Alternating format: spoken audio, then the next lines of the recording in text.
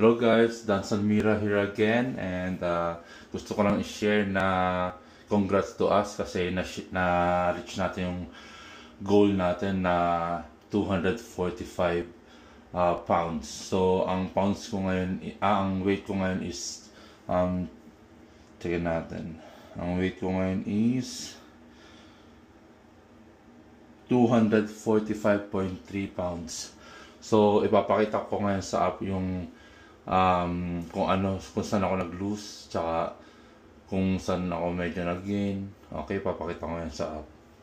So, ito yung weight ko ngayon, 245.3 pounds. And ang body fat percentage ko is 34.6%. So, tingnan natin ang data niyan. So, compare natin day by day. So, nagbaba ang ating weight. BMI bumaba din. Body fat percentage from 34.8 naging 34.6. Pero bumaba din ang muscle mass natin, naging 152.7 to 152.3. Lean body mass bumaba 160.9 naging 160.4. And water, yan, 46.5 naging 46.6. So medyo nag-water retention tayo ito ng konti. Tapos bone mass, okay lang.